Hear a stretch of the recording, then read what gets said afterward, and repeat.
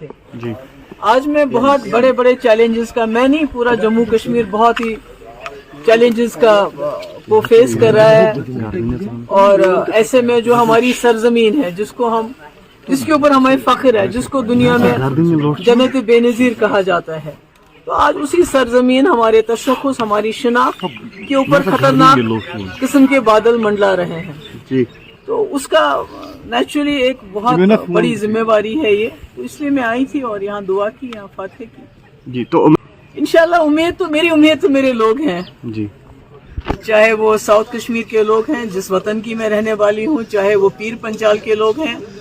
جہاں میں نے شاید ہی کوئی گاؤں، کوئی جگہ، کوئی علاقہ وہاں ہو جب وہاں لوگ مصیبت میں تھے، جب وہاں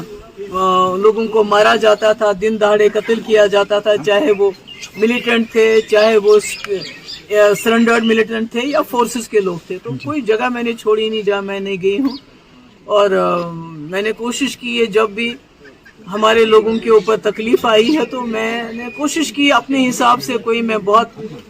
طاقتور انسان نہیں ہوں، پر اپنے حساب سے میں نے کوشش کی کہ میں ان کے ظلموں کے خلاف آواز اٹھاؤں. جیسے کہ آپ کو معلوم ہے کہ جو ہمارے ٹرائبل لوگ ہیں، جس میں ہمارے گجر، پہاڑی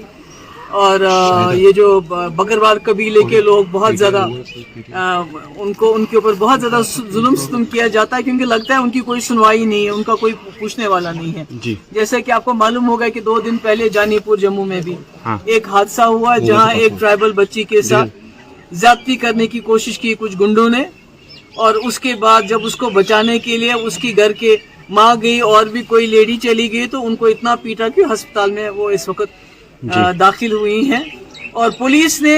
ایف آئی آر درج کرنے کے بجائے وہ کاؤنٹر ایف آئی آر دینا چاہتے ہیں. تو میں سمجھتی ہوں یہ ساری مشکلات، یہ سارے جو ظلم ہے، اس کے خلاف میں نے وقتاً فوقتاً میرے پاس کیا ایک آواز ہی ہے وہ اٹھائی ہے. تو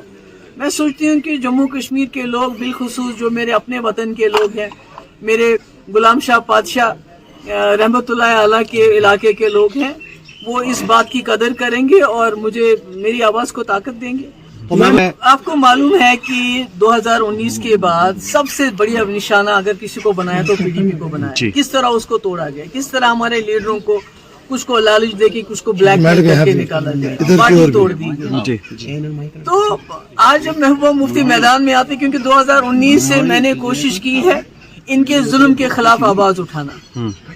اس کے لیے بہت سی مجھے اذیتیں سہنی پڑی، میرے گھر والوں کو سہنی پڑی، اور مگر میں اپنی بات پہ قائم رہی. تو ان کو لگتا ہے کہ اگر یہ آواز پارلیمنٹ میں پہنچے گی تو شاید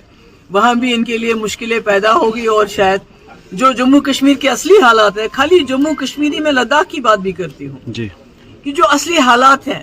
تو کہیں ان اصلی حالات کی عکاسی نہ ہو جائے، اور یہ جو ڈول پیٹتے ہیں جموں کشمیر میں سب کچھ ٹھیک ٹھاک ہے، تو وہ ان کا جو بات ہے جو اس میں راز سے پردہ اٹھ جائے گا. تو اس لیے ان کی کوشش ہے جتنا بھی ہو سکے محبوبہ مفتی کو پارلیمنٹ سے باہر رکھا جائے. بہت بہت شکریہ.